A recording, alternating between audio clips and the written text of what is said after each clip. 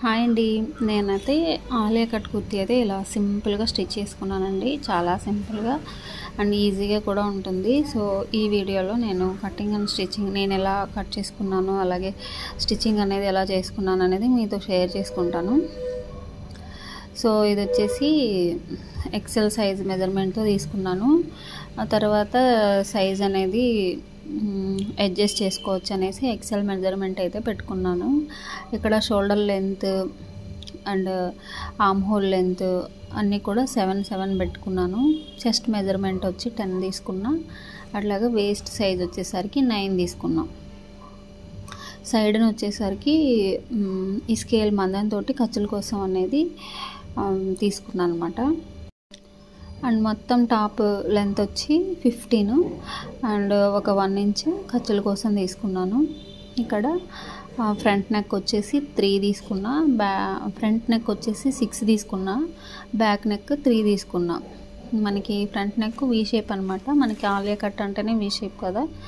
So నాకు ఈ scale అయితే మాత్రం చాలా బాగా యూజ్ అవుతుంది ఇలా రౌండ్ షేప్ తీయడానికి అండ్ చంక డౌన్ మార్క్ చేసుకోవడానికి కానీ.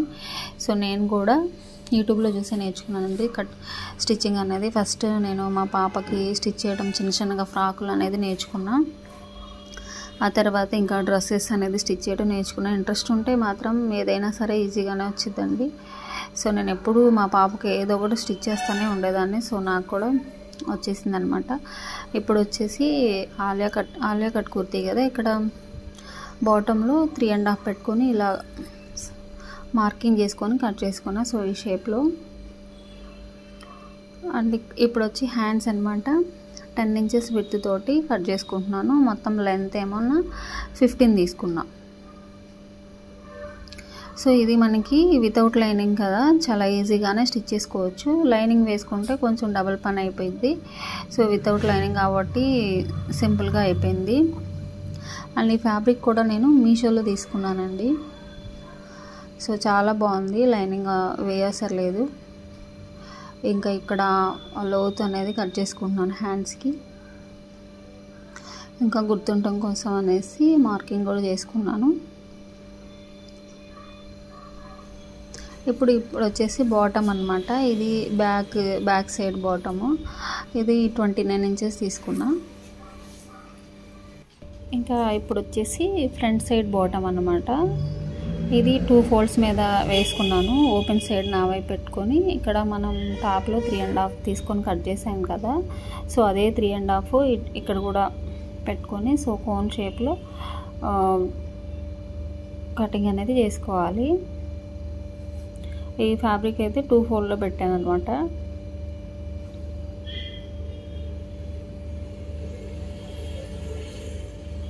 అనేది ఫ్రంట్ దానికి.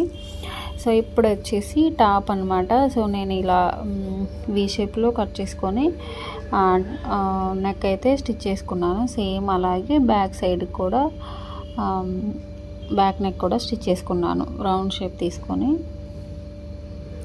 అండ్ రన్ కూడా ఆపోజిట్ సైడ్ వేసుకొని షోల్డర్స్ అనేది జాయిన్ చేసుకున్నాను. ఆ తర్వాత హ్యాండ్స్ అనమాట. ఇప్పుడు హ్యాండ్స్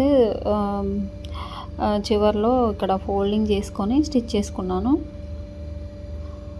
తర్వాత ఇక్కడ మనకి ఫ్రంట్ లోత్ అనేది తీసుకున్నాం కదా, గుర్తుపెట్టుకొని చక్కగా అది కూడా స్టిచ్ చేసుకోవాలి.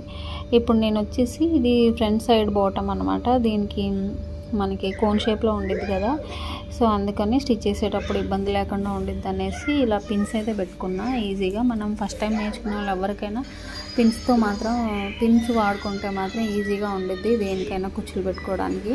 సో నేను చక్కగా కుచ్చులు పెట్టేసి స్టిచ్ చేసాను. సింపుల్గా ఈజీగా వచ్చేసింది మనకి పిన్స్ వాడితే మాత్రం.